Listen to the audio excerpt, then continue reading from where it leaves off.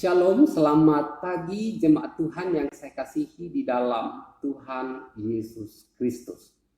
Tata cara mengikuti kebaktian live streaming.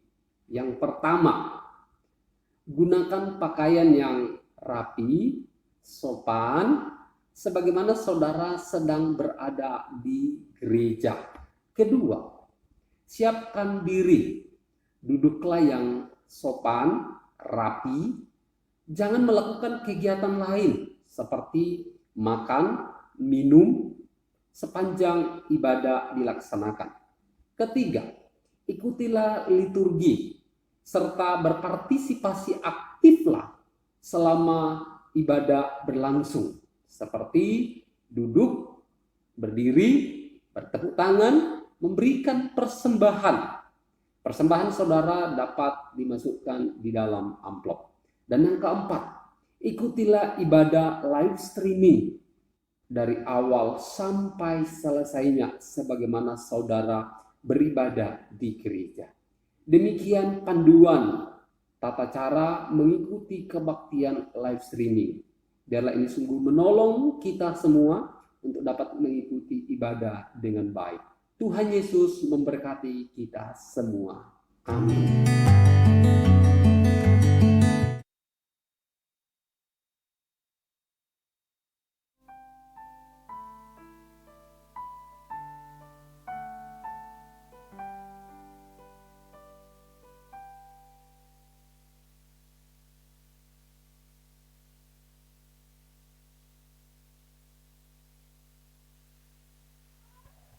Selamat pagi jemaat Tuhan. Selamat tahun baru 2022 untuk kita semua. Bersyukur untuk pimpinan Tuhan kita boleh melewati tahun 2021. Meskipun banyak hal yang kita telah lewati, banyak suka dan duka yang kita alami, tetapi Tuhan Yesus tetap menyertai kita. Biarlah di tahun baru ini kita tetap terus berharap kepada Tuhan, karena Tuhan Yesus adalah sumber pengharapan bagi kita. Dan biarlah kita semakin hidup untuk mengasihi Tuhan lebih lagi. Kita akan memulai ibadah kita pada pagi hari ini. Kita buka dalam nama Allah Bapa, Putra dan Roh Kudus. Mari sebelum kita masuk dalam ibadah kita menenangkan hati kita, pikiran kita untuk tertuju kepada Tuhan. Kita mengambil saat teduh. Saat teduh dimulai.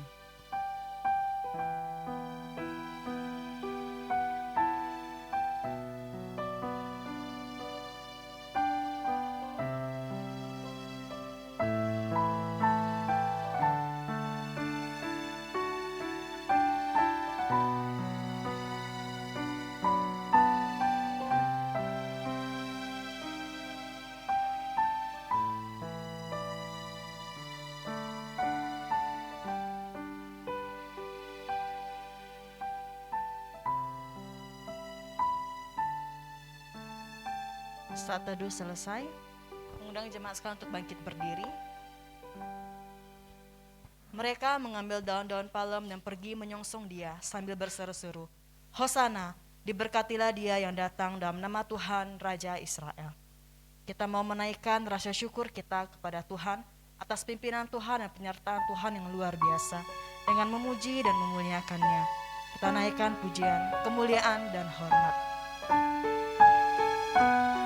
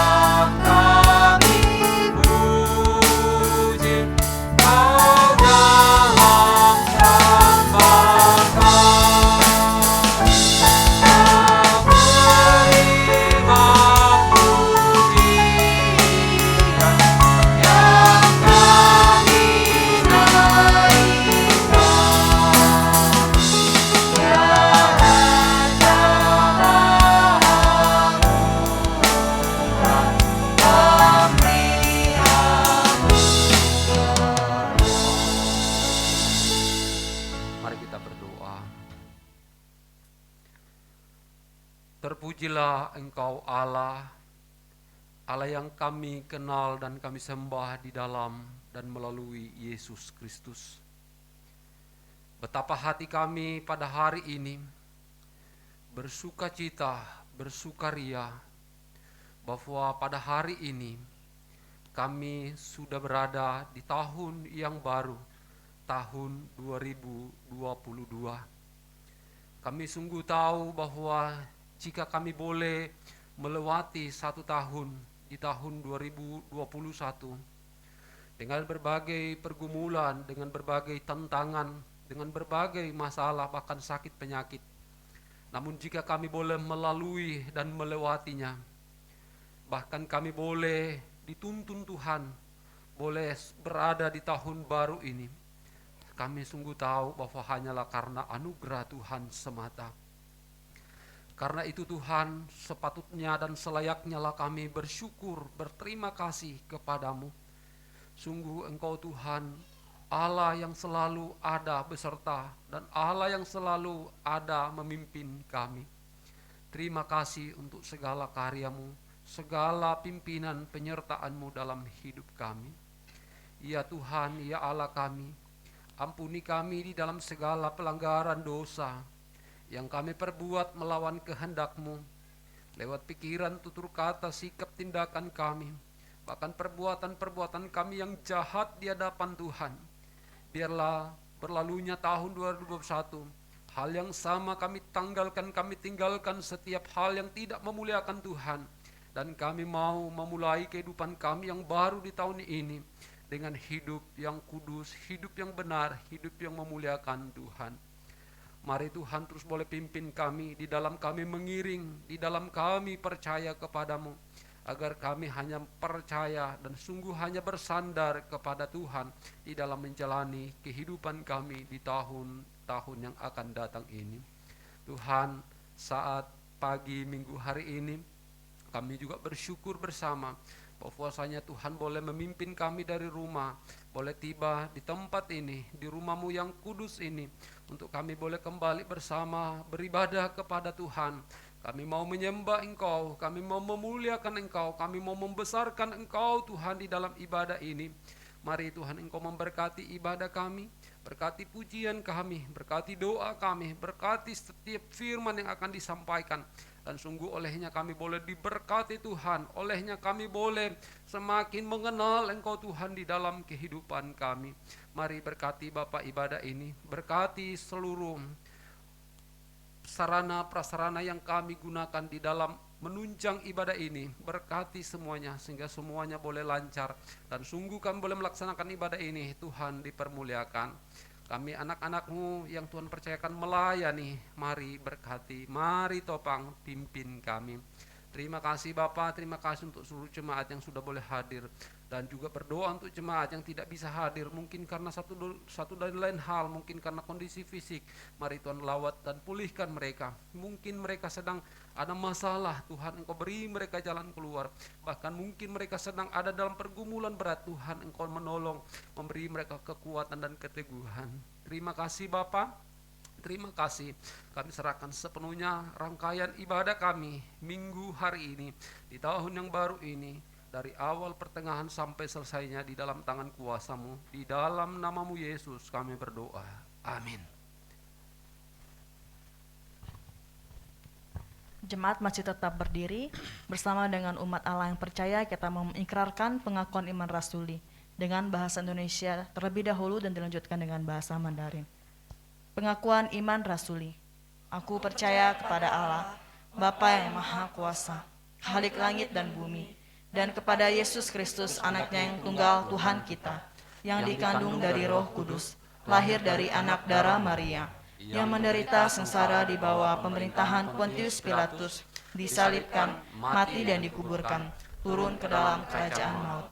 Pada hari yang ketiga, bangkit pula dari antara orang mati, naik ke sorga, duduk di sebelah kanan Allah, Bapa yang Maha Kuasa, dan dari sana Ia akan datang untuk menghakimi orang yang hidup dan yang mati.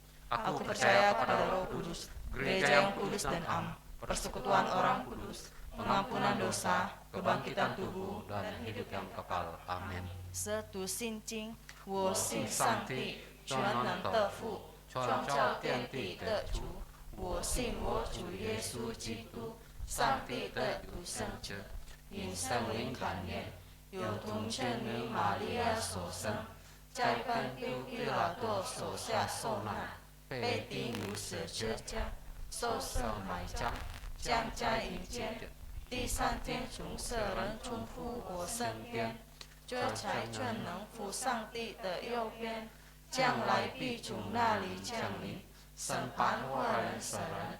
我信圣灵，我信生而共的教会，我信圣徒相通，我信罪的赦免，我信身体复活，我信永生。Amin. Jemaat Tuhan dipersilakan duduk. Saat ini kita akan menaikkan pujian yang mengatakan Yesus harapan manusia. Dari pujian ini mengingatkan kita bahwa hanya Yesuslah sumber pengharapan kita. Dia yang tak pernah sekalipun mengecewakan kita. Dan ketika kita berharap kepadanya, maka ada sukacita melingkupi setiap kita. Yesus harapan manusia. Yesus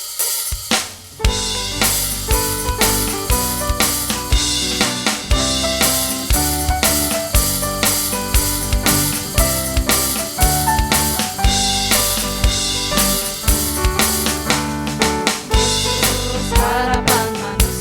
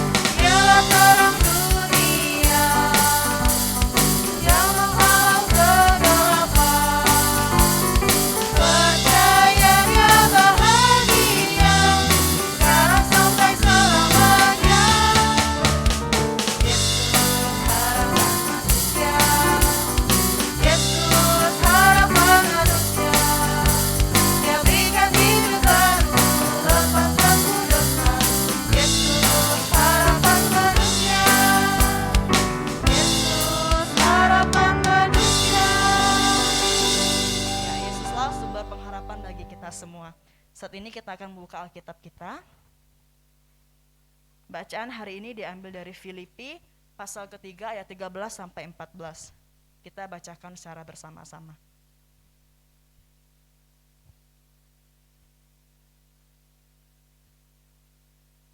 Filipi pasal ketiga ayat 13 sampai 14. Kita baca bersama-sama. 1, 2, 3. Saudara-saudara, aku sendiri tidak menganggap bahwa aku telah menangkapnya. Tetapi ini yang kulakukan. Aku melupakan apa yang telah di belakangku dan mengarahkan diri kepada apa yang di hadapanku, dan berlari-lari kepada tujuan untuk memperoleh hadiah, yaitu panggilan surgawi dari Allah dalam Kristus Yesus. Demikian pembacaan Alkitab kita. Tidak dipungkiri seringkali kita khawatir akan hidup kita, akan bagaimana masa depan kita, akan bagaimana kita menjalani hari-hari ke depan. Seperti pujian sebelumnya mengatakan bahwa Yesus adalah harapan bagi kita semua. Maka dari itu kita mau serahkan seluruh hidup kita kepada Tuhan, karena kita percaya bahwa Tuhan yang berkuasa atas hidup kita. Aku tahu Tuhan menguasai hari esok.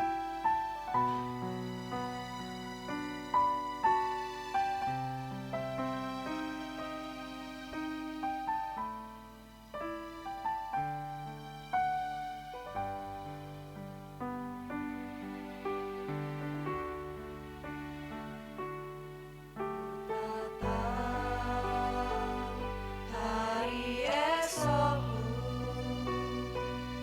hanya hidup bagimu.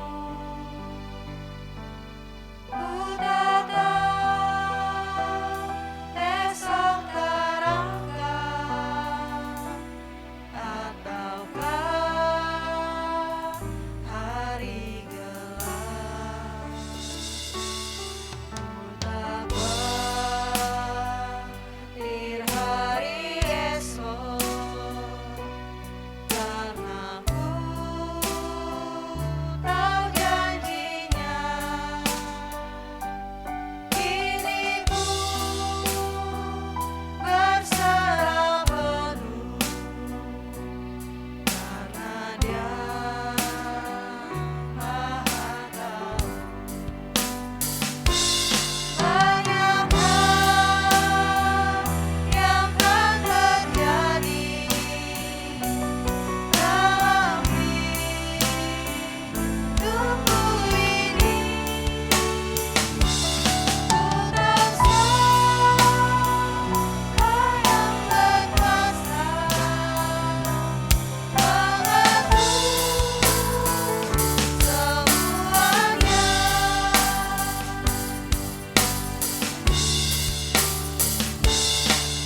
Tak tahu hari esokku, mungkin miskin terlantar, burung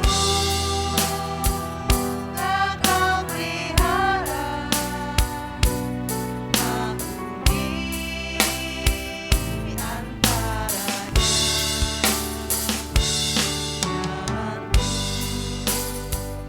Kan kau ratakan firman-Mu di badan hidupku, kau pandu selalu padamu diriku. Banyak yang akan terjadi dalam hidupku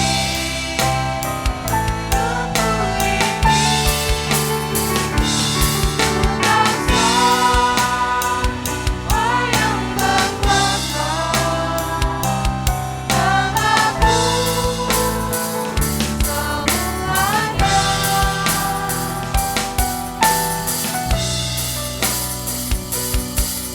semuanya. Banyak hal yang akan terjadi dalam hidup kita, namun percayalah bahwa Tuhan tidak pernah sekalipun meninggalkan kita. Mari bersama berjuang untuk semakin hari semakin mengasihi Tuhan, karena Dialah sumber perlindungan kita.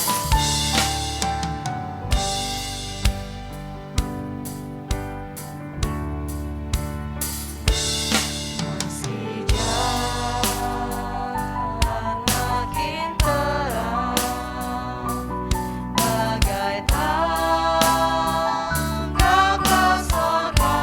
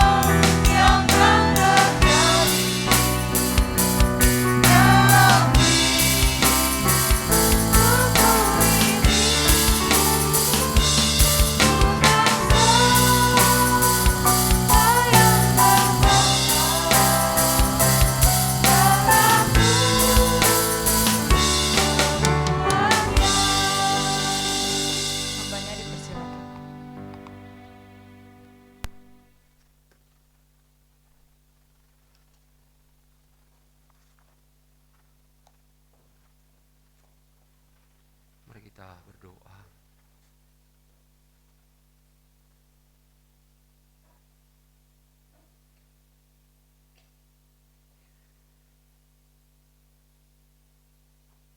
Banyak hal kan terjadi di depan kami. Apakah itu menyenangkan atau bahkan mendukakan sekalipun. Apakah itu sesuatu yang baik bahkan sesuatu yang buruk sekalipun. Namun satu hal yang kami tahu, kami percaya, kami imani, bahwa Tuhan kami di dalam Yesus Kristus, Dialah yang mengatur segala sesuatunya. Dan di dalam segala sesuatu yang Tuhan kerjakan adalah baik bagi kami. Kami imani, kami percaya bahwa apapun yang terjadi, apapun yang Tuhan izinkan, semuanya akan membawa kami, menuntun kami untuk semakin mengenal Engkau Tuhan di dalam hidup kami. Karena itu biarlah kami selalu percaya, kami selalu mau memandang kepada Tuhan. Sebab Tuhan kami, Tuhan yang sama kemarin, sekarang, dan selamanya, tidak pernah berubah. Kasih Tuhan ialah amin. Bapa di surga, di minggu pagi hari ini, di tahun yang baru ini, bersama-sama kembali jemaat-Mu di dalam ibadah ini. Setelah kami memuji, menyembah Engkau dalam puji-pujian, saatnya kami mau mendengarkan sabda Tuhan berbicara kepada kami. Tuhan kiranya membuka hati kami, pikiran kami, untuk sungguh boleh menerima akan setiap firman-Mu. Oleh firman-Mu kami dituntun, oleh firman-Mu kami diarahkan, oleh firman-Mu kami dibentuk untuk semakin serupa dengan Kristus. Terima kasih hamba Tuhan, dengan seluruh keterbatasan, dengan seluruh kelemahan, mari urapi, pakai menjadi alat di tangan-Mu untuk menyampaikan kebenaran-Mu. Terima kasih Bapa, kami sambut firman-Mu dengan ucapan syukur di dalam Yesus. Amin. Oke. Ya, shalom, selamat pagi Bapak Ibu jemaat Tuhan. Selamat pagi. Iya. Saya juga bersama dengan keluarga mengucapkan selamat tahun baru bagi kita semua di minggu hari ini. Sekalipun ini adalah hari kedua di tahun baru, di tahun 2022 ini. Salam sejahtera bagi kita semua di tahun yang baru ini. Kiranya Tuhan yang memberkati kita. Doa kita bersama di tahun baru ini adalah kiranya penyertaan Tuhan, pertolongan Tuhan, kasih Tuhan yang telah kita alami, yang telah kita rasakan di sepanjang tahun 2021, tahun lalu. Doa kita adalah kiranya kasih yang sama yang Tuhan akan nyatakan, yang Tuhan akan berikan untuk kita nikmati, untuk kita alami di tahun yang baru ini. Amin ya. Jadi doa kita bahwa Tuhan yang telah menolong, memberkati, melindungi kita sepanjang tahun lalu. Doa kita adalah Tuhan yang sama yang akan menolong dan memimpin kita. Kitab Ibrani di dalam pasal 13 ayat 8 berkata bahwa Yesus Kristus tetap sama, baik kemarin dan hari ini dan selama-lamanya. Kita imani itu. Jadi Tuhan kita yang kita sembah di tahun yang lalu, Tuhan yang sama, tidak pernah berubah. Dia yang akan terus boleh menolong dan memimpin kita di sepanjang kehidupan kita. Karena itu mari terus boleh percaya, mengandalkan Tuhan di dalam kehidupan kita. Amin ya. Oke Bapak Ibu Saudara yang dikasihi Tuhan, tema kita pada minggu pertama di tahun yang baru ini adalah tekad yang baru di tahun yang baru. Tekad yang baru di tahun yang baru. Itu diambil dari kitab Filipi pasal yang ketiga ayat 1 sampai ayatnya yang ke-14. Tapi saya tidak akan membaca lagi beberapa bagian, saya hanya akan membaca di ayat yang kedua sampai ayatnya yang ke-12. karena tadi ayat 13, 14 sudah dibaca, tapi karena ini saya lihat penting, jadi ayat 2 sampai ayat yang ke-12 saya akan membaca sekali lagi, demikian. Hati-hatilah terhadap anjing-anjing, hati-hatilah terhadap pekerja-pekerja yang jahat, hati-hatilah terhadap penyunat-penyunat yang palsu. Karena kitalah orang-orang bersunat yang beribadah oleh Roh Allah dan bermegah dalam Kristus Yesus dan tidak menaruh percaya pada hal-hal lahiriah. Sekalipun, ini kata Paulus, sekalipun aku Paulus juga ada alasan untuk menaruh percaya pada hal-hal lahiriah, jika ada orang lain menyangka dapat menaruh percaya pada hal-hal lahiriah, aku lebih lagi, kata Paulus. Paulus katakan disunat pada hari ke-8 dari bangsa Israel, dari suku Benyamin, orang Ibrani asli. Tentang pendirian terhadap hukum Taurat, aku orang Farisi. Tentang kegiatan, aku penganiaya jemaat. Tentang kebenaran di dalam menaati hukum Taurat, aku Paulus tidak bercacat. Tetapi apa yang dahulu merupakan keuntungan bagiku, sekarang kuanggap rugi karena Kristus. Malahan segala sesuatu kuanggap rugi karena pengenalan akan Kristus Yesus Tuhanku lebih mulia daripada semuanya. Oleh karena itu, dialah aku telah melepaskan semuanya itu dan menganggapnya sampah, supaya aku memperoleh Kristus dan berada dalam Dia bukan dengan kebenaranku sendiri karena menaati hukum Taurat, melainkan dengan kebenaran karena kepercayaan kepada Kristus, yaitu kebenaran yang Allah anugerahkan berdasarkan kepercayaan. Yang ku kehendaki, kata Paulus, ialah mengenal Dia dan kuasa kebangkitannya dan persekutuan di dalam penderitaannya, di mana aku menjadi serupa dengan Dia di dalam kematiannya. Supaya apa? Supaya aku akhirnya beroleh kebangkitan dari antara orang mati. Bukan seolah-olah aku telah memperoleh hal ini atau telah sempurna, melainkan aku mengejarnya. Kalau aku dapat juga menangkapnya, karena aku pun telah ditangkap oleh Kristus Yesus. Bapak, Ibu, Saudara yang dikasihi Tuhan, tema kita hari ini di minggu pertama di tahun yang baru ini, tekad yang baru di tahun yang baru. Tekad yang baru di tahun yang baru.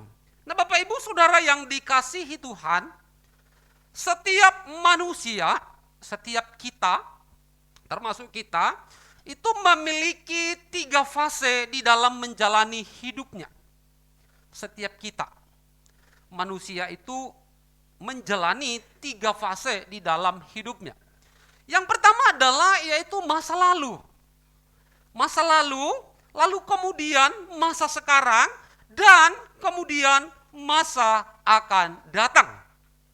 Semua orang akan pasti melewati 3 fase ini di dalam hidupnya.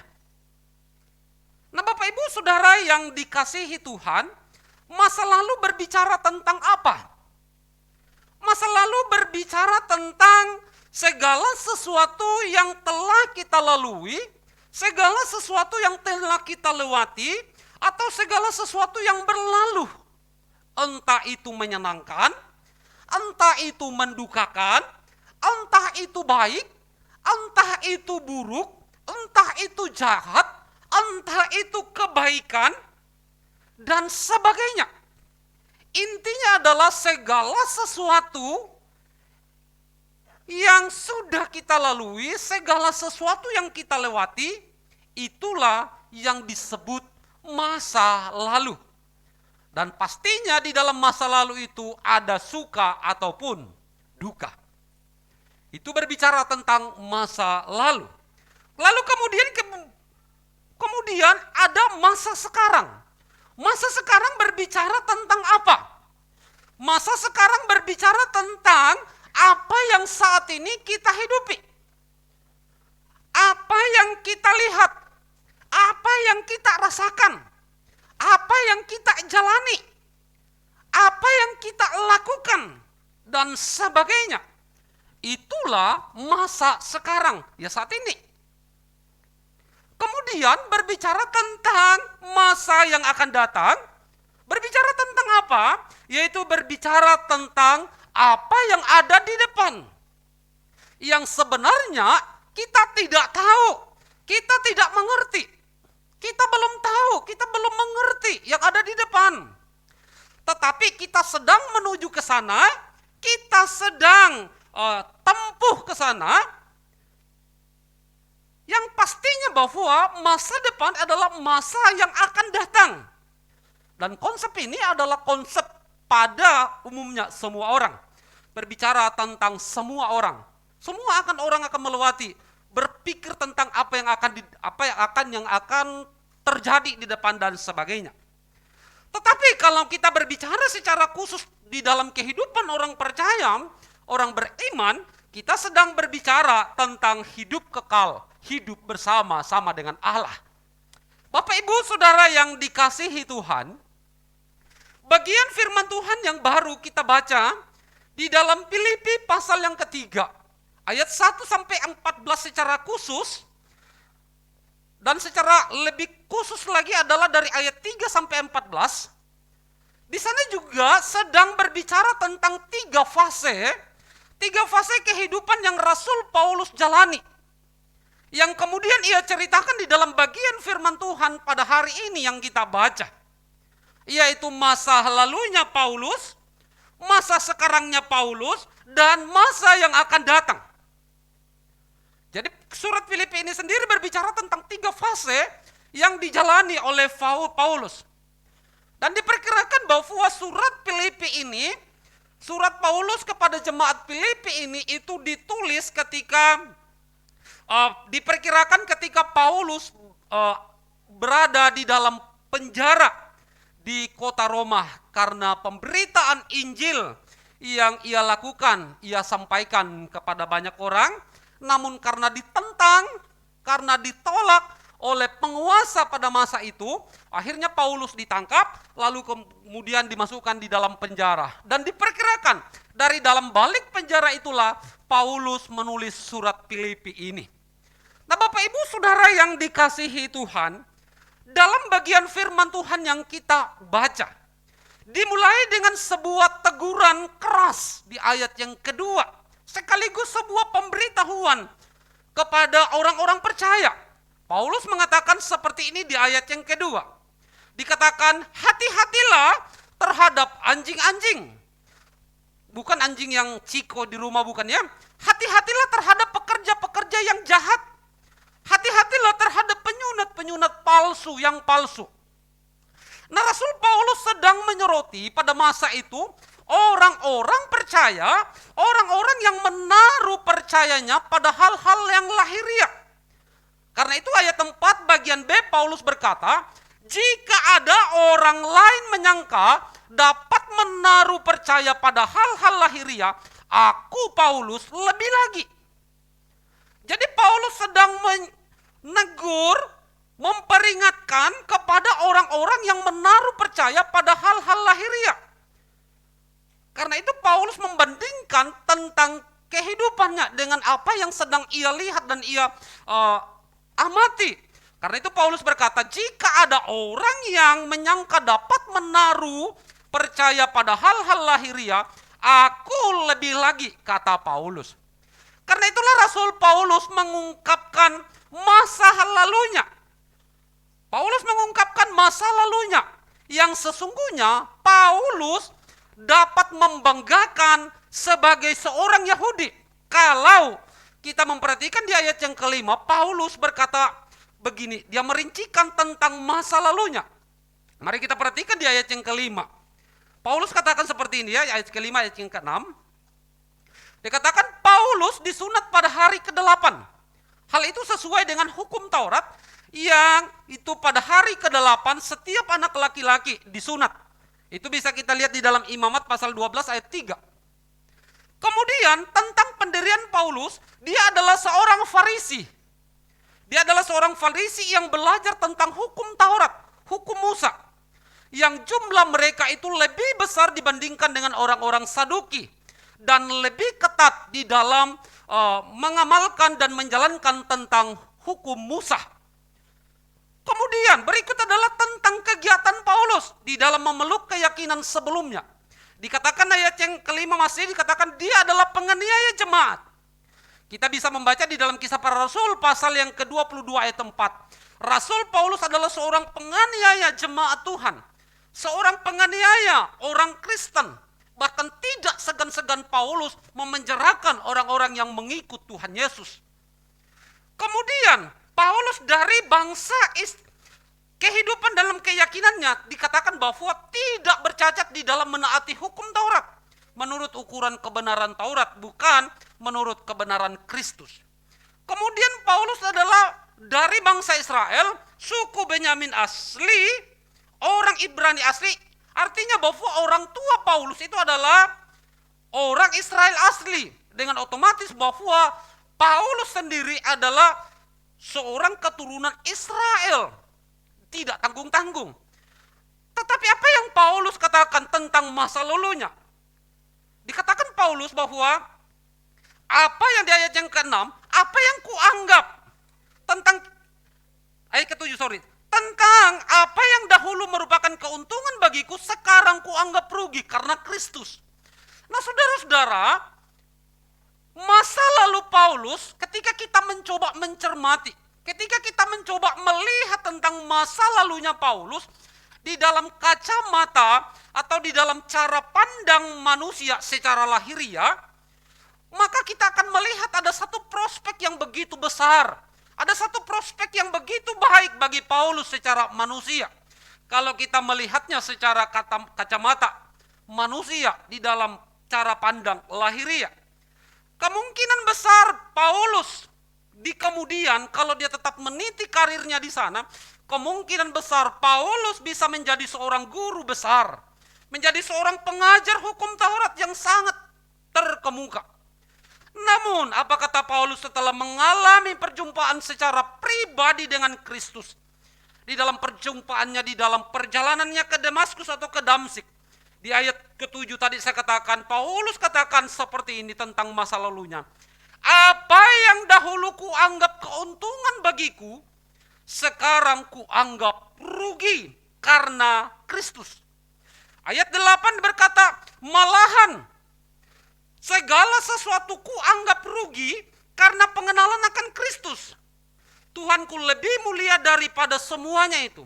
Oleh karena itu, Paulus katakan, oleh karena itulah, aku telah melepaskan semuanya, meninggalkan semuanya itu. Dan menganggapnya sampah, supaya aku memperoleh Kristus. Inilah pernyataan Rasul Paulus tentang masa lalunya di luar Tuhan. Dia mengatakan, dia menganggap rugi, bahkan menganggap sampah tentang segala sesuatu yang dianggap bisa dibanggakan, bisa diandalkan. Ketika dia sudah berjumpa dengan Kristus, dia mengalami perjumpaan dengan Kristus, dia mengatakan semuanya itu kuanggap rugi, bahkan kuanggap sebagai sampah karena pengenalanku akan Kristus.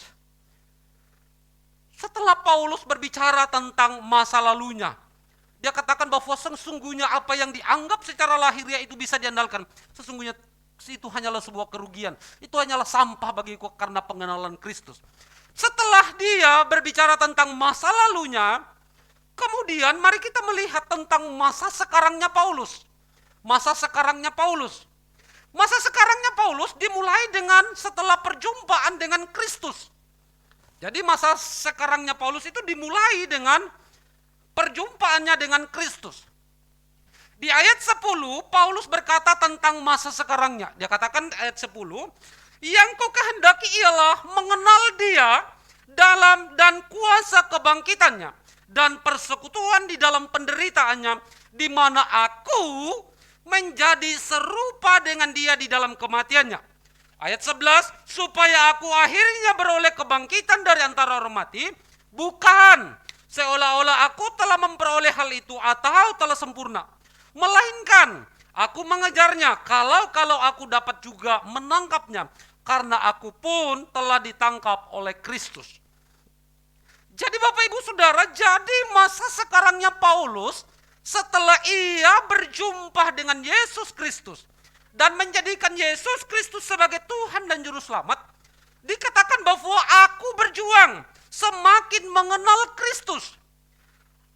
Aku berjuang menjadi serupa dengan Dia di dalam kematiannya. Ini yang Paulus kerjakan di masa sekarangnya setelah ia berjumpa dengan Kristus. Dia katakan aku semakin mengenal Dia, berjuang serupa dengan Dia di dalam kematiannya.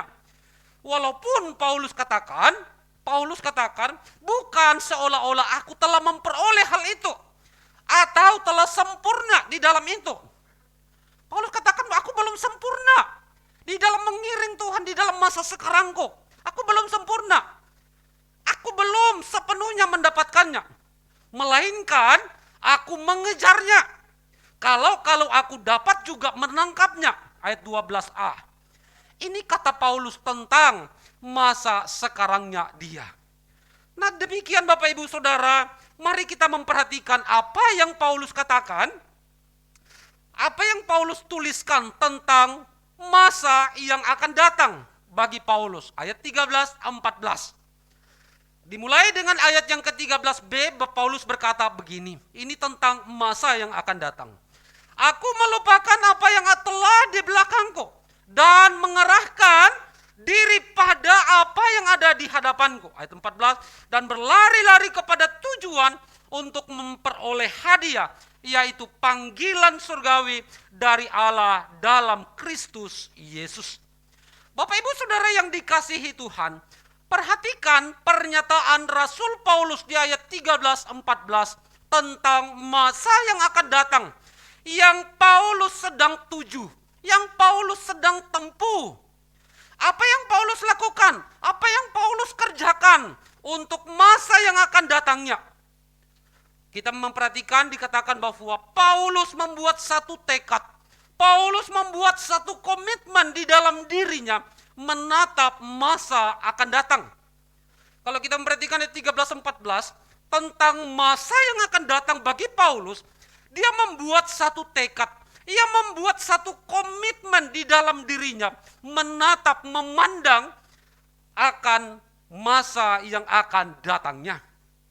Bapak Ibu Saudara, apa tekad Paulus di dalam menatap masa yang akan datang, menempuh, menjalani kehidupan yang akan datang? Paulus katakan seperti ini. Aku melupakan apa yang telah di belakangku dan mengarahkan diri pada apa yang di hadapanku dan berlari-lari kepada tujuan. Saudara-saudara, kita melihat dengan jelas sekali bahwa ada satu tujuan yang jelas di dalam diri Paulus tentang masa yang akan datang bagi dia. Ada satu tujuan yang jelas di dalam diri Paulus menatap masa yang akan datang. Yaitu apa? Yaitu panggilan surgawi dari Allah di dalam Kristus Yesus. Artinya bahwa Paulus melihat masa yang akan datang itu adalah bersama-sama dengan Kristus di dalam sorga, di dalam kekekalan. Ini yang Paulus pandang, ini yang Paulus tuju, Paulus sedang jalani. Pada masa itu kan Paulus masih hidup kan? Jadi itu ketika di dalam masa sekarangnya Paulus, dia memandang kepada masa yang akan datang, dia katakan bahwa aku meninggalkan masa apa yang di belakangku dan sekarang berjuang serupa dengan Kristus di masa sekarang ini dan mengerahkan pandang, berlari-lari kepada satu tujuan. Yaitu apa? Yaitu panggilan surgawi di dalam Kristus Yesus. Hidup di dalam kekekalan bersama-sama dengan Allah. Bapak Ibu Saudara yang dikasihi Tuhan, kembali saya mau mengatakan ataupun saya menegaskan bahwa setiap manusia, setiap kita memiliki 3 fase di dalam menjalani kehidupan kita di dalam dunia ini. Yaitu masa lalu, masa sekarang, dan masa yang akan datang. Saudara-saudara belajar dari apa yang Rasul Paulus tuliskan kepada kita tentang masa lalu. masa sekarang dan masa yang akan datang. Pertama, Rasul Paulus mengajak kita untuk apa? Untuk melupakan apa yang telah di belakang, masa lalu. Namun bukan berarti kita diajak menjadi orang yang amnesia, bukan itu. Bukan kita diajak menjadi orang yang lupa ingatan, bukan itu maksudnya. Jadi Paulus tidak sedang menjadi orang yang amnesia, orang yang lupa ingatan tentang semua yang sudah dilaluinya. Bukan itu yang maksudnya. Tetapi yang Paulus katakan, aku melupakan apa yang di belakangku, itu berbicara tentang kehidupan Paulus sebelum ia mengenal, sebelum ia percaya, sebelum ia berjumpa dengan Kristus. Jadi Paulus sedang berbicara tentang apa yang di belakangku, itu berbicara tentang kehidupan Paulus sebelum ia berjumpa dengan Kristus, sebelum ia hidup untuk kemuliaan Kristus, sebelum ia hidup percaya kepada Kristus. Kemudian Paulus katakan, itu yang aku lupakan. Nah, saudara-saudara, ini pun hal yang sama yang Paulus ajak kita. Untuk kita mau membuat sebuah komitmen di dalam kehidupan kita. Untuk kita mau melupakan apa yang telah di belakang kita, apa yang telah kita lalui. Segala perbuatan dosa, segala perbuatan yang tidak memuliakan Allah, segala perbuatan yang hanya tentang diri kita sendiri, kehidupan dalam rupa-rupa dosa, hendaknya itu kita tinggalkan, kita tanggalkan. Paulus katakan, aku melupakan apa yang telah di belakangku. Itu berbicara tentang kehidupan Paulus sebelum berjumpa dengan Kristus. Berbicara tentang dosa-dosa yang tidak memuliakan Allah. Hendaknya hal yang sama juga menjadi sebuah komitmen bagi kita. Untuk kita menanggalkan, melupakan apa yang selama ini mungkin kita anggap, mungkin kita sangka itu adalah sesuatu yang baik, tetapi sesungguhnya menyedihkan, sesungguhnya itu mendukakan Tuhan. Mungkin kita memberontak kepada Allah, mungkin kita membanggakan diri, mungkin kita hidup di dalam kesombongan, mungkin kita hidup di dalam keegoisan, mungkin kita hidup di dalam kejahatan, mungkin kita hidup di dalam keserakahan, mungkin kita hidup di dalam ketidakpedulian, dan banyak hal kejahatan yang memberontak kepada Allah. Mari, apa yang Paulus tuliskan, apa yang Paulus sampaikan, yaitu mari melupakan apa yang telah di belakang kita. Kita tidak lagi mau hidup di dalam pemberontakan kepada Allah, di dalam menata kehidupan kita yang akan datang. Kita mau tinggalkan semua perbuatan yang tidak memuliakan Tuhan. Dan kita mau menata kehidupan kita, mengerahkan pandangan kita kepada Allah. Kehidupan yang memuliakan Allah. Kehidupan yang tidak memberontak kepada Allah. Bapak Ibu Saudara yang dikasihi Tuhan.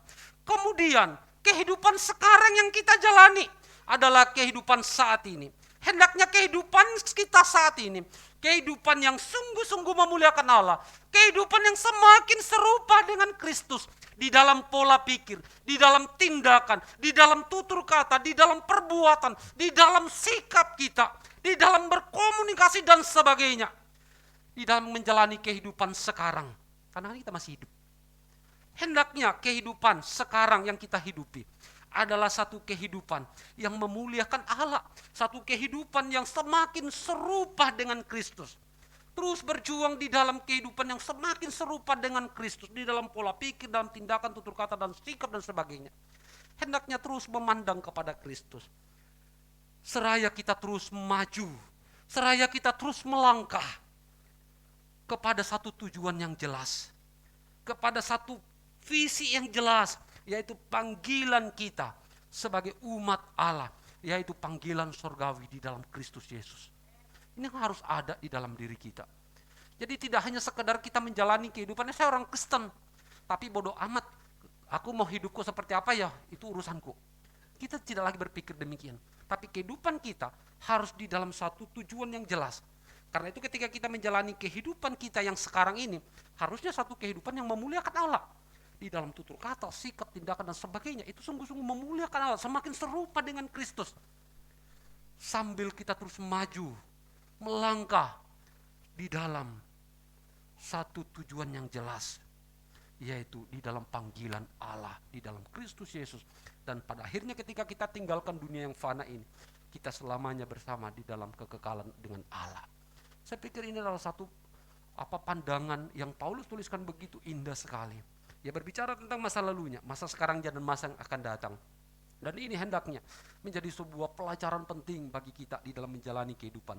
Secara khusus kita saat ini, di tahun baru ini, mari bersama dengan satu komitmen, satu tekad yang baru. Kita mau katakan, saya mau melupakan, saya mau meninggalkan semua perbuatan, tindakan, dan segala sesuatu yang memberontak kepada Allah. Semua yang jahat di hadapan Allah, yang tidak memuliakan Allah. Saya mau tinggalkan, saya mau lupakan, saya tidak lagi mau hidup seperti itu. Dan sekarang, hidupku sekarang, aku mau hidup semakin serupa dengan Kristus. Di dalam satu tujuan yang jelas, di dalam panggilan Allah, di dalam Kristus Yesus. Kekekalan yang akan menjadi bagian hidupku. Aku akan hidup selamanya di dalam kebahagiaan bersama-sama dengan Allah. Kiranya Tuhan memberkati kita di tahun yang baru ini. Tuhan memberkati. Amin. Kita berdoa. Bapa di surga, kami bersyukur kebenaran firman-Mu pada hari ini boleh kembali mengajarkan kami, menuntun kami untuk boleh melihat akan satu kehidupan kami, belajar dari apa yang Paulus tuliskan kepada kami lewat suratnya kepada jemaat di Filipi. Sungguh menolong kami untuk boleh memperbaiki kehidupan kami. Apa yang selama ini menjadi kebanggaan kami secara lahiriah, bahkan mungkin kami anggap itu sesuatu yang dapat menolong, dapat kami banggakan. Tetapi sesungguhnya Paulus katakan, segala sesuatu yang tidak memuliakan Allah, segala sesuatu yang kami lakukan kalau hanya tentang diri kami, maka semuanya itu akan menjadi sebuah kerugian, bahkan menjadi sesuatu yang menjadi sampah karena pengenalan kami akan Kristus. Dan biarlah sungguh di dalam pengenalan kami akan Kristus yang benar, kami akan terus berjuang di dalam masa sekarang ini untuk terus boleh serupa dengan Kristus, untuk terus boleh hidup di dalam memuliakan Allah di dalam seluruh hidup kami, dan seraya terus memandang, melangkah menuju di dalam satu tujuan yang jelas, di dalam panggilan Allah di dalam diri kami, bahwa kami adalah orang-orang yang telah diselamatkan.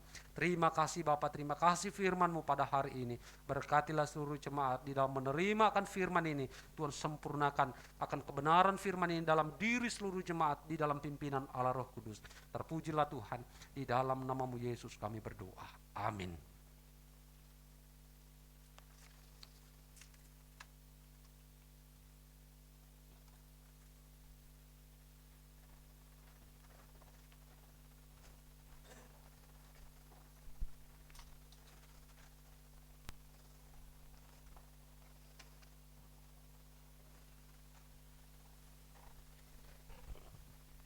Sungguh bersyukur untuk firman Tuhan yang telah kita dengarkan bersama.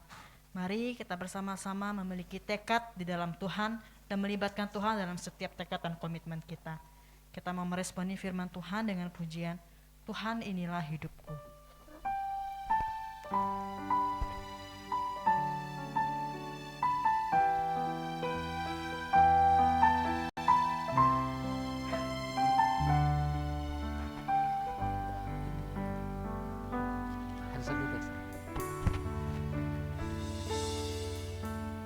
Tuhan inilah hidupku,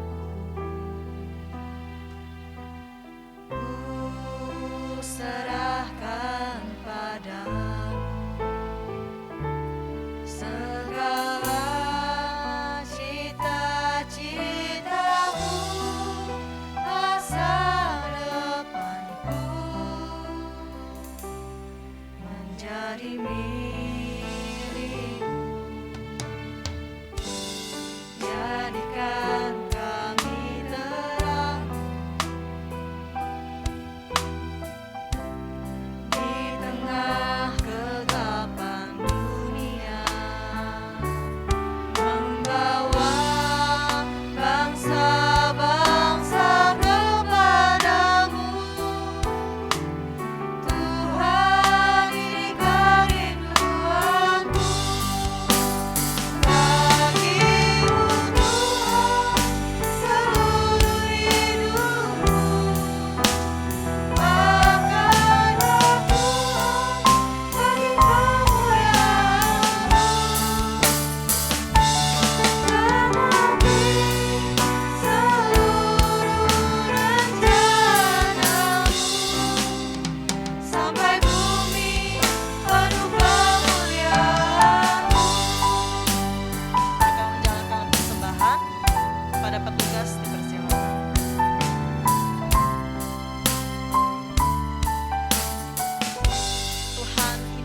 hidupku. Ku serahkan kepadamu. Tuhan, inilah hidupku. Ku serahkan padamu segala cita-citaku, masa depanku menjadi milikmu. Jadikan kami terang di tengah kegelapan dunia, membawa bangsa-bangsa kepadamu. Tuhan, ini kerinduanku bagimu, Tuhan, seluruh hidupku. Pakailah Tuhan bagi kemuliaan-Mu, genapi seluruh rencana-Mu, sampai bumi penuh kemuliaan-Mu.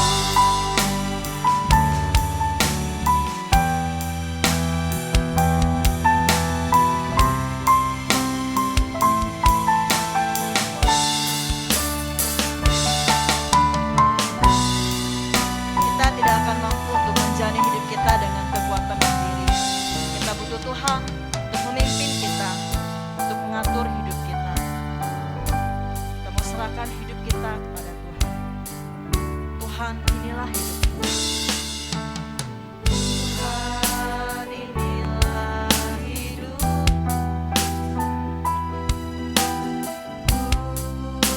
Serahkan padamu segala cita-citaku, masa depanku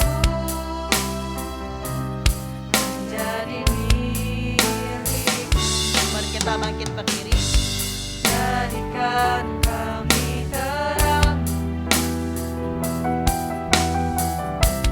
di tengah kegelapan dunia, membawa bangsa-bangsa kepadamu.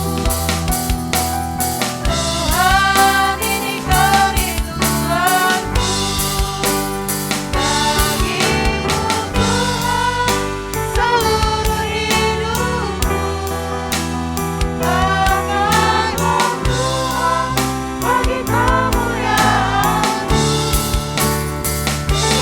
genapi seluruh rencana-Mu, sampai bumi penuh kemuliaan-Mu.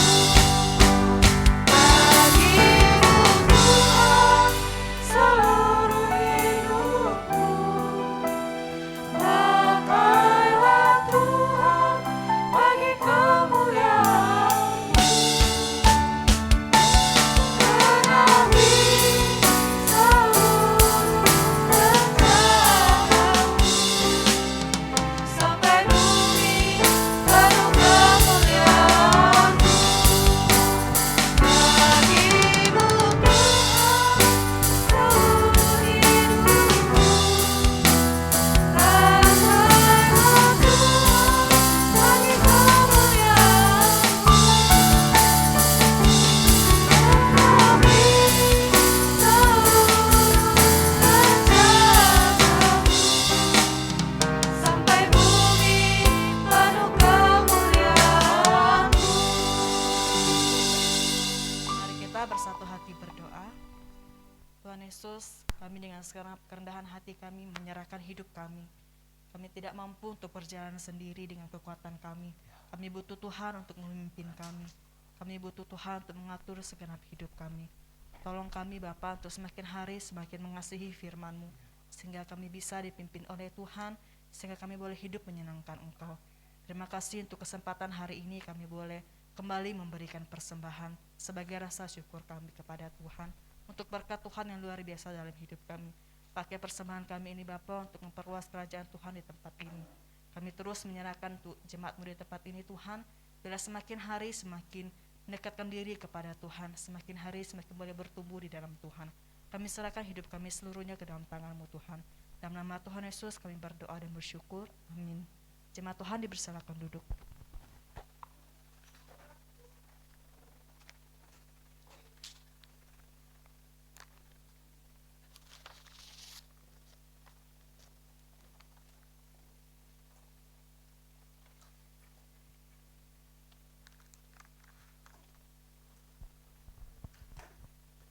Mari Bapak Ibu jemaat yang saya kasihi di dalam Tuhan, kita akan bersama-sama mempersiapkan diri kita pada hari ini.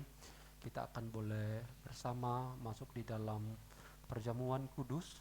Karena itu saya mengundang kepada Bapak Ibu jemaat sekalian, baik itu anggota gereja yang secara administratif terdaftar sebagai anggota gereja GKKB Jemaat Kumpai, maupun saudara-saudara jemaat sekalian yang dari gereja sahabat atau tetangga yang hari ini boleh hadir, dan saudara yang sudah menerima sakramen baptisan dewasa, ataupun saudara telah menerima peneguhan sidi. Saya mengundang saudara untuk masuk di dalam perjamuan kudus pada hari ini.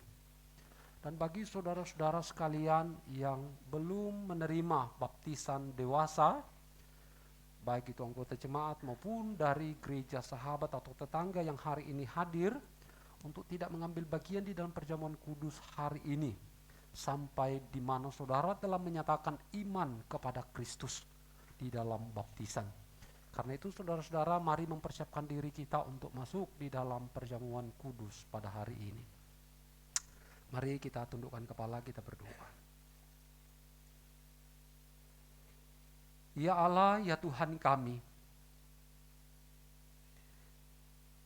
datang kepadamu pada siang hari ini. Seraya kami menaikkan pujian syukur kami kepadamu. Bahwasanya Tuhan Engkau baik dan sangat baik bagi kami. Oleh penyertaan pimpinan mula kami boleh menyelenggarakan kebaktian pada hari ini.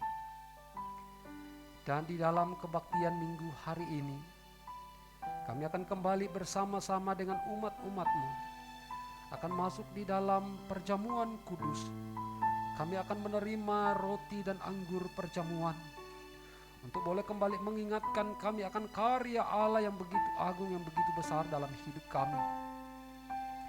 Karena itu Bapa, sebelum kami mengambil bagian di dalam perjamuan kudus hari ini, baik kami sebagai jemaat maupun hamba-Mu, mari Bapa kuduskan kami, layakkan kami, segala pelanggaran dosa yang kami perbuat melawan kehendak-Mu, ampuni, agar kami sungguh boleh diperkenan dan dilayakkan. Kami boleh disanggupkan dan dimampukan untuk menerima roti dan anggur perjamuan kudus yang melambangkan tubuh dan darah Kristus. Dan melalui perjamuan kudus hari ini, iman kami terus bertumbuh, iman kami semakin mengasihi Engkau Tuhan di dalam kami menjalani hidup. Terima kasih ya Bapa, terima kasih. Berkatilah di dalam perjamuan kudus kami hari ini. Biarlah sungguh olehnya Engkau Tuhan dipermuliakan. Di dalam nama-Mu Yesus kami berdoa. Amin. Bapak Ibu Saudara yang dikasihi Tuhan, kita akan bersama-sama membaca bacaan bertanggapan kita. Saya akan membaca bagian pemimpin, Bapak Ibu membaca bagian jemaat. Kita membaca secara bergantian. Demikian firman Tuhan.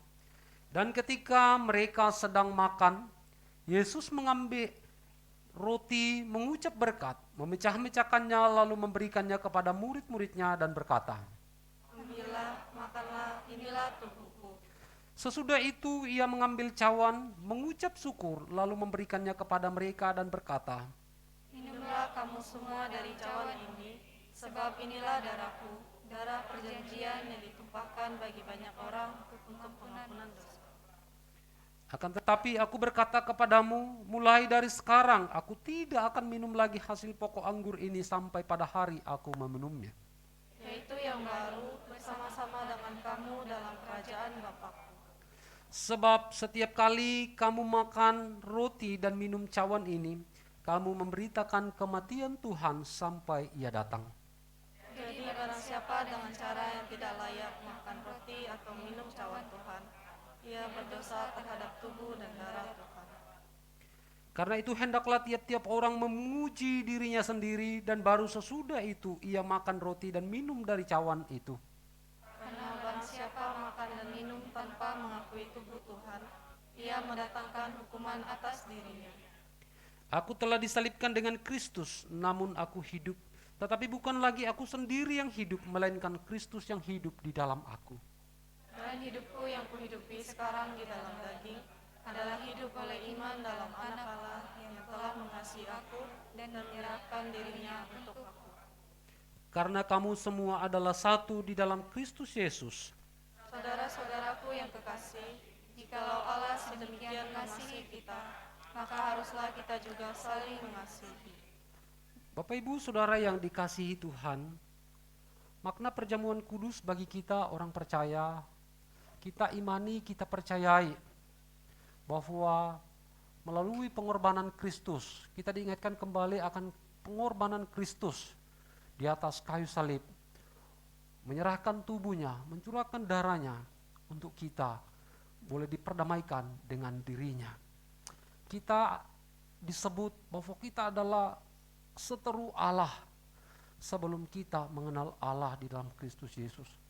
Karena pemberontakan, karena kesalahan, karena pelanggaran, kita disebut kita adalah seteru Allah. Tetapi oleh karya salib Kristus memperdamaikan kita dengan dirinya. Karena itu biarlah sungguh ketika kita makan dan minum roti dan anggur perjamuan kudus, sungguh boleh membawa kita untuk mengambil sebuah komitmen, sebuah tekad dalam diri kita. Bahwa kalau Allah sedemikian mengasihiku, biarlah sungguh aku mau mengasihi Tuhan lebih lagi, lebih lagi. Kita dipersatukan di dalam satu tubuh Kristus. Kita dipersekutukan dengan dirinya, dengan sesama anggota tubuh Kristus sebagai umat Allah. Dan kita memiliki satu pengharapan yang pasti bahwa Kristus akan datang menggenapi akan keselamatan yang ia telah kerjakan. Dan Yesus berfirman bahwa di mana aku berada, di situ pun kamu berada. Satu pengharapan yang pasti bahwa Kristus akan datang untuk menggenapkan keselamatan yang ia telah kerjakan di dalam kehidupan setiap orang percaya. Karena itu setialah kepada Tuhan di dalam menjalani kehidupan di tengah-tengah dunia ini. Sampai pada akhirnya Kristus akan datang mendapatkan kita menjadi hamba-hamba yang setia. Dan Kristus akan berfirman, berkata kepada setiap kita, hai hambaku yang setia, masuklah berjamu denganku. Kiranya sungguh boleh menolong kita, memimpin kita untuk semakin mengasihi, semakin berkomitmen, bertekad untuk semakin mengasihi Tuhan di dalam sepanjang kehidupan kita. Tuhan berkati. Kita akan masuk di dalam pujian. Kita akan menerima roti dan anggur perjamuan yang ada di depan kita. Kita akan mengiringi akan roti dan anggur perjamuan yang untuk dibagikan kepada setiap kita dengan kita menaikkan pujian satu dengannya di dalam bait kedua. Saudara jemaat sekalian yang sudah menyatakan iman di dalam baptisan dewasa ataupun peneguhan sidi, baik itu anggota jemaat maupun dari gereja, sahabat atau tetangga yang hari ini bersama dengan kita beribadah, saya undang untuk bangkit berdiri di pengulangan di bait kedua. Kita naikkan pujian satu dengannya.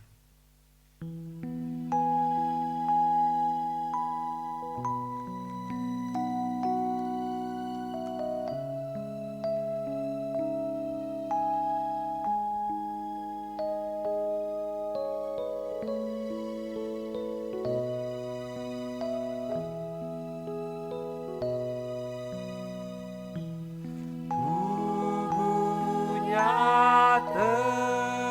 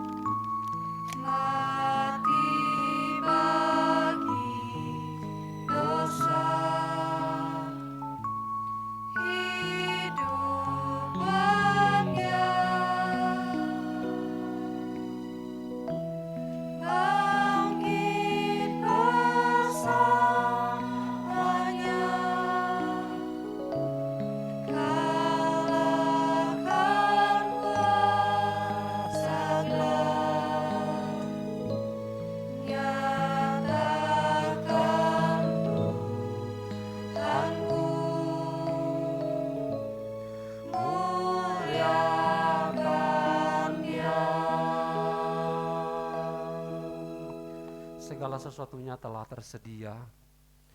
Pada malam terakhir sebelum Yesus ditangkap dan disalibkan, bersama dengan murid-muridnya di dalam perjamuan malam terakhir, Yesus mengambil roti, mengucap berkat atasnya, memecah-mecahkannya, dan memberikannya kepada murid-muridnya dan berkata, inilah tubuhku yang diserahkan bagi kamu, lakukanlah ini peringatan akan aku.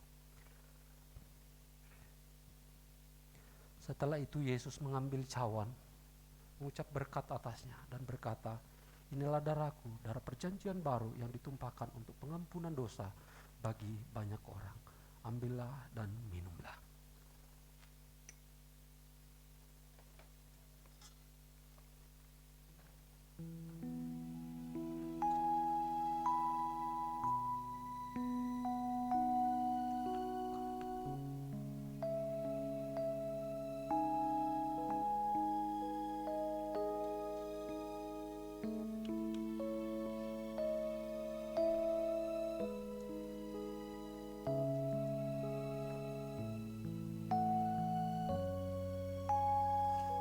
Mari saudara-saudara, kita sungguh boleh merenungkan akan karya Tuhan kita. Ia yang tidak mengenal dosa dibuatnya menjadi dosa karena kita. Dia yang tidak layak, dia yang tidak pantas untuk menerima penghukuman. Tapi dia lakukan, dia mengambil itu untuk menggantikan kita. Agar kita yang harusnya disesah, kita yang harusnya dicambuk, kita yang harusnya menerima hinaan, kita yang harusnya menerima salib, ditanggungkan kepadanya. Agar setiap kita yang percaya kepadanya, agar setiap kita yang sungguh bersandar kepadanya, diselamatkan. Karena itu Bapak Ibu Saudara, lewat perjamuan kudus hari ini, yang mengingatkan kita kembali akan tubuh dan darah Kristus yang telah dikorbankan dan dicurahkan untuk kita. Biarlah sungguh ini boleh menolong kita untuk berkomitmen, bertekad di dalam diri kita untuk semakin mengasihi Tuhan. Sebab Allah terlebih dahulu mengasihi kita, bahkan kasih-Nya lebih dari kasih yang kita dapatkan dari manusia. Sebab Ia menyerahkan nyawanya, memberikan nyawanya menjadi tebusan yang sempurna bagi pelanggaran-pelanggaran kita. Karena itu saudara-saudara, mari kita bertekad, berkomitmen dalam diri kita. Aku mau mengasihi Engkau Tuhan, aku mau hidup taat kepadamu Tuhan, aku mau setia kepadamu Tuhan. Sebab hanya Engkau Allah yang sanggup dan mampu menyelamatkan kami orang-orang berdosa ini. Aku mau setia, aku mau taat kepadamu. Mari saudara-saudara, karya Tuhan sempurna di dalam kehidupan kita. Mari percaya dengan sungguh. Jangan pernah oleh karena hal-hal lahiriah engkau berpaling dari imanmu kepada Kristus. Karena pekerjaan, karena usaha engkau berpaling, engkau meninggalkan imanmu kepada Kristus. Tetapi belajarlah setia sebagaimana Kristus setia kepadamu.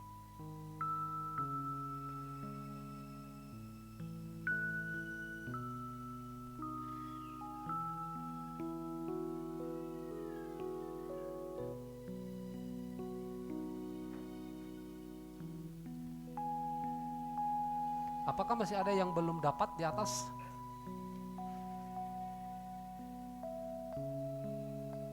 Di bawah apakah masih ada?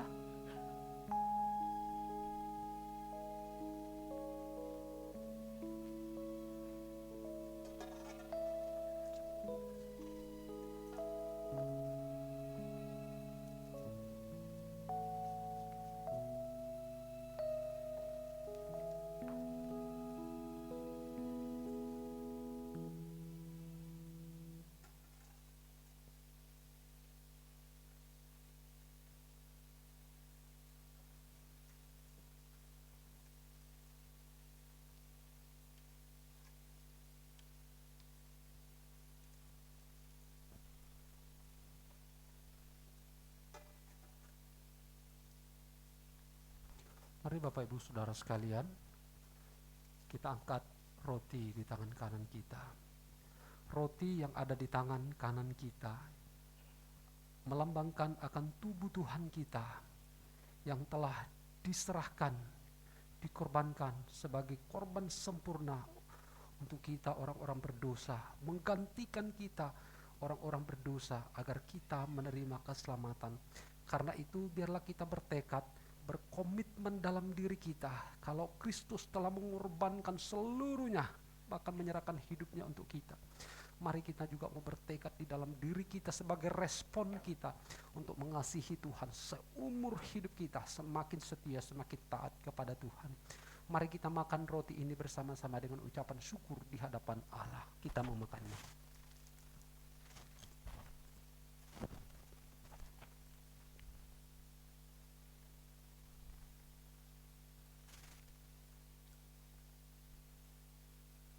Mari bersama-sama mengangkat cawan di tangan kanan kita. Anggur perjamuan kudus yang ada di tangan kanan kita yang sedang kita acungkan, lambang dari darah Tuhan yang telah dicurahkan untuk pengampunan dosa-dosa kita. Karena itu jangan lagi mau hidup di dalam dosa. Jangan lagi mau hidup di dalam segala rupa-rupa hawa nafsu. Tetapi hiduplah hidup untuk memuliakan Tuhan, sebab Kristus telah mencurahkan darahnya sekali dan sampai selama-lamanya untuk pengampunan dosa kita sekarang dan akan datang. Karena itu bersyukurlah kepada Tuhan. Mari bersama-sama meminum cawan ini dengan ucapan syukur di hadapan Allah. Kita meminumnya.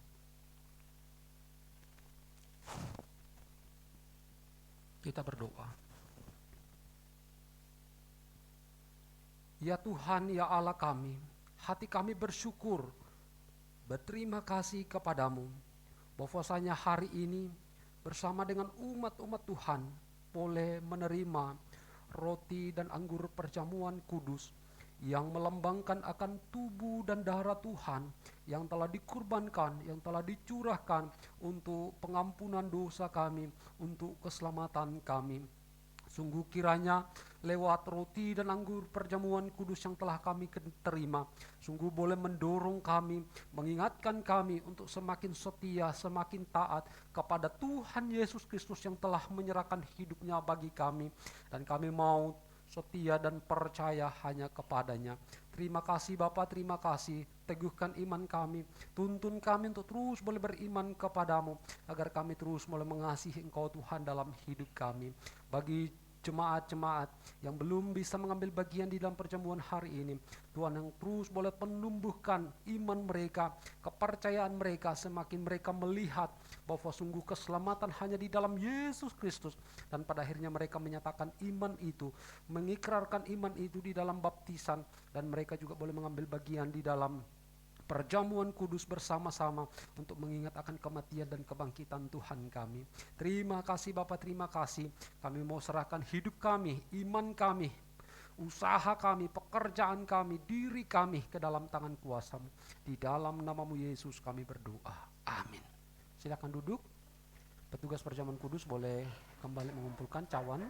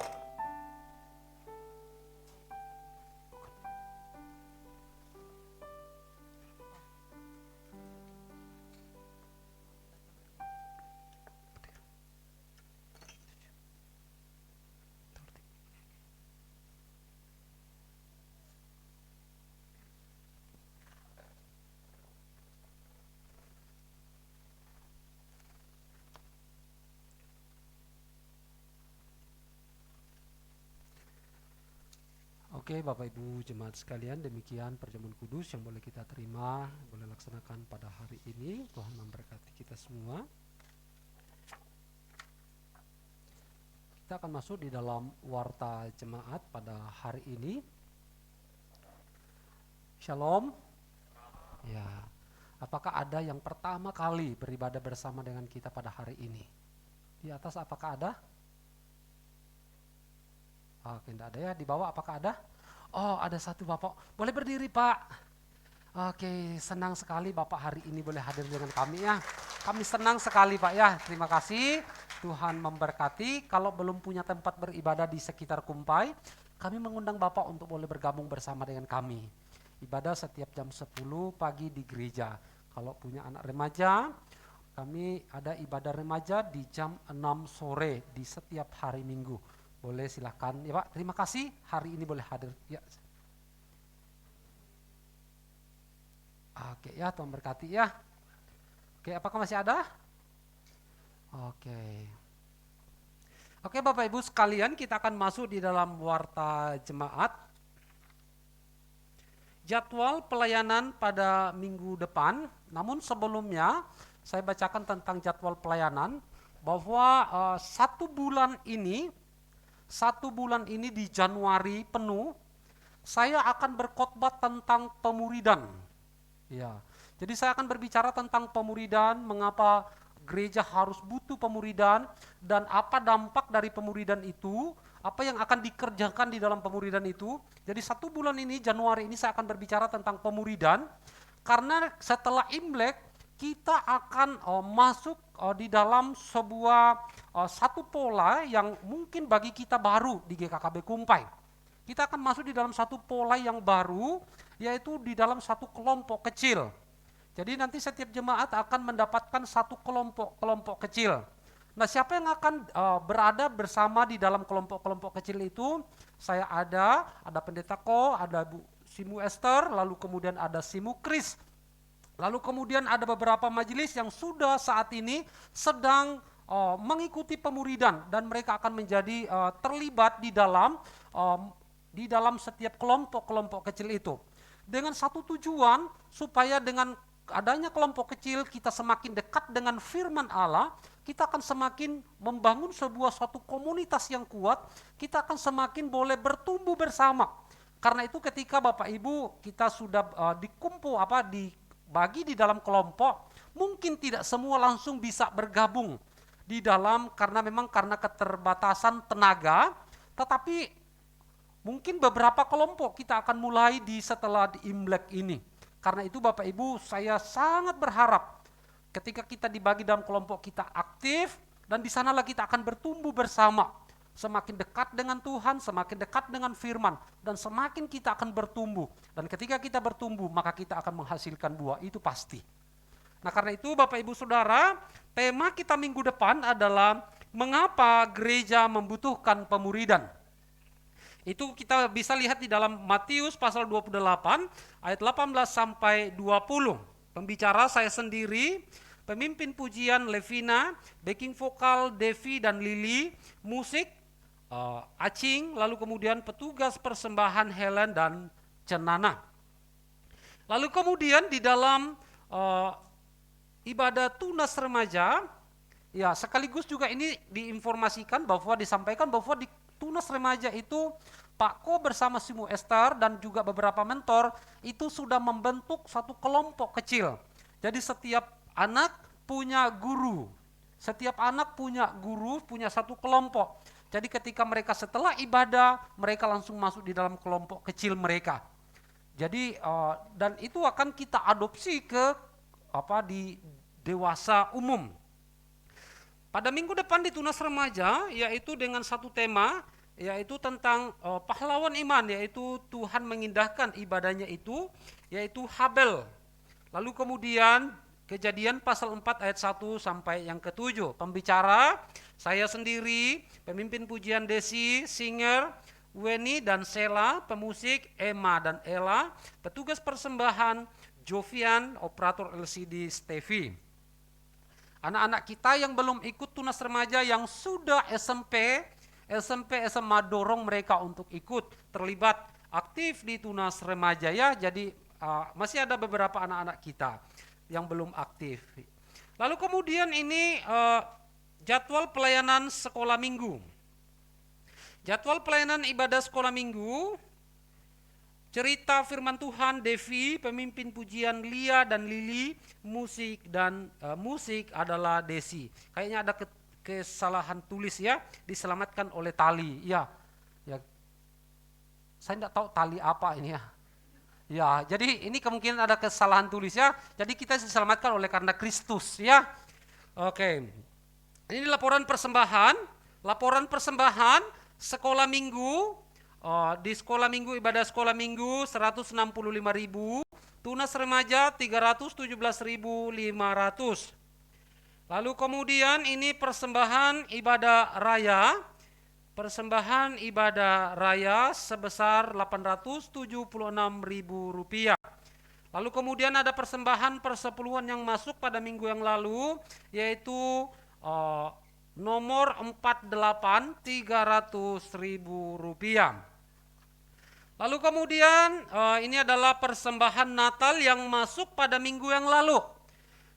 Persembahan Natal di ibadah Tunas Remaja, ibadah Natal Tunas Remaja Rp1.060.000. Persembahan kolekta ibadah Natal Tunas Remaja 583.000, sehingga total sebesar Rp1.643.000. Sehingga total persembahan Natal yang masuk sepanjang bulan Desember sampai pada tanggal 31 kemarin, 31 30 ya. Tanggal 31 sebesar 27.733.300 rupiah. 7.000 ya. 7.300 rupiah. Jadi jika ditambahkan dengan saldo Natal tahun lalu 2.525.600 rupiah, maka total persembahan Natal yang terkumpul sebesar 29.532.900 rupiah dari total anggaran 30 juta. Jadi hanya minus sekitar 500-an ya, 500-an ribu rupiah. Kita jadi sungguh bersyukur kepada Tuhan. Ini adalah satu hal yang baik yang Tuhan kerjakan di tengah-tengah persekutuan, di tengah-tengah gerejanya di GKKB Kumpai. Jadi tahun ini anggaran Natal kita hampir tercukupi dan sungguh kembali hanya untuk kemuliaan bagi Tuhan. Lalu kemudian diingatkan bahwa pada minggu ini sebagaimana biasa akan diadakan rapat majelis jam 1 tepat ya. Jam 1 tepat untuk bersama-sama majelis jemaat untuk boleh rapat di kantor gereja. Nah, bagi jemaat sekalian yang mengikuti ibadah secara online, yang ada di rumah ataupun yang ada di luar kota, yang hari ini bersama-sama dengan kami, jika saudara ingin mendukung pekerjaan pelayanan Tuhan di gereja ini, silakan saudara boleh scan barcode di beberapa aplikasi dan juga boleh langsung di nomor rekening gereja yang tertera di layar kaca saudara sekalian. Demikian warta jemaat yang dapat disampaikan pada hari ini. Atas perhatian Bapak Ibu jemaat sekalian diucapkan terima kasih. Tuhan Yesus memberkati kita semua. Mari Bapak Ibu sekalian kita akan pulang. Mari kita berdiri bersama. Kita akan menerima doa berkat. Dan setelah itu kita akan mengakhirinya dengan satu pujian amin. Kita naikkan pujian doksologi puji Allah Bapa, Putra dan Roh Kudus.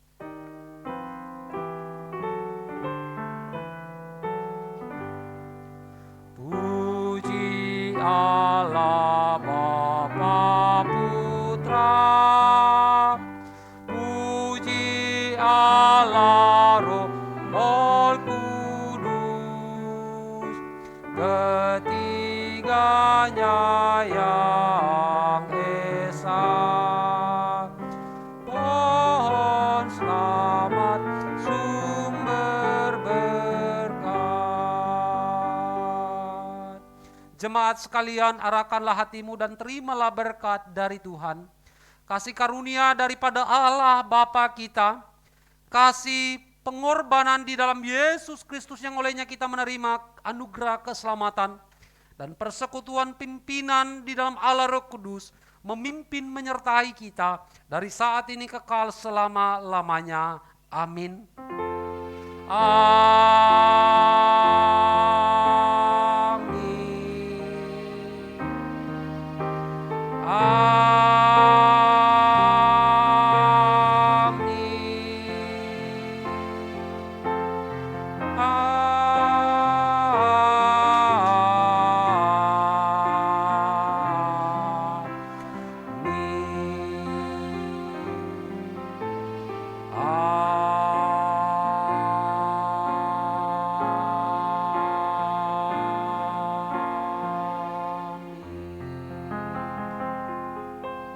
Silakan duduk, ibadah kita selesai. Tuhan Yesus memberkati. Selamat hari Minggu, sampai ketemu kembali pada minggu depan di gereja.